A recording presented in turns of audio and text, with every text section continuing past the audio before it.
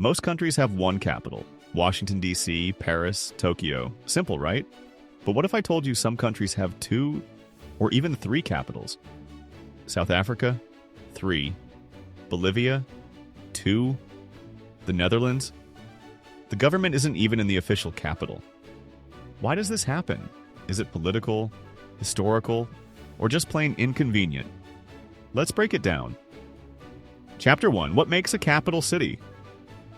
Before we talk about countries with multiple capitals, let's define what a capital actually is. A capital city is usually where a country's government is based, but not always. Some capitals are chosen for historical reasons, like London or Rome. Others are picked because of central location, like Washington, D.C. So, which countries couldn't settle on just one capital? Let's take a look at the most extreme examples. South Africa, the country with 3 capitals. Let's start with the most complicated case, South Africa. Not 1, not 2, but 3 capitals. Pretoria, administrative capital, where the president's office is. Cape Town, legislative capital, where parliament meets. Bloemfontein, judicial capital, where the Supreme Court is. Why 3? Back when South Africa was formed, different regions wanted power. Instead of fighting, they split the government across 3 cities. It prevents one city from dominating, but it's expensive and inefficient since politicians have to travel constantly. Bolivia, the capital conflict. Next, we have Bolivia, where 2 cities share capital status and people still argue about it today. La Paz, the actual center of government. President's office, Congress. Sucre, the official constitutional capital, but mostly symbolic now. It all goes back to a political battle in the 1800s. One city had power, the other had history. The compromise? They both got capital status. There are still political tensions, and some people want Sucre to take back full power. The Netherlands, when the government isn't in the capital. Now for one of the strangest cases, the Netherlands. Its official capital is Amsterdam, but the government isn't even there. Amsterdam, official capital, but mostly ceremonial. The Hague, where the government, the king, and international courts are located. So why isn't the government in the actual capital? The answer goes back to Dutch history, where The Hague was always the political center. They just never bothered to change it. It functions well but confuses people, especially tourists expecting Amsterdam to be the political center. So why do some countries have multiple capitals? There are a few main reasons.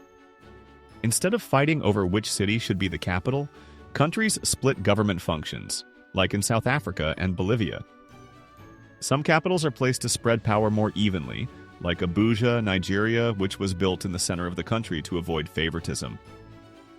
Countries keep old capital cities as symbols like Sucre in Bolivia or Amsterdam in the Netherlands. Chapter 4. What happens when a country moves its capital?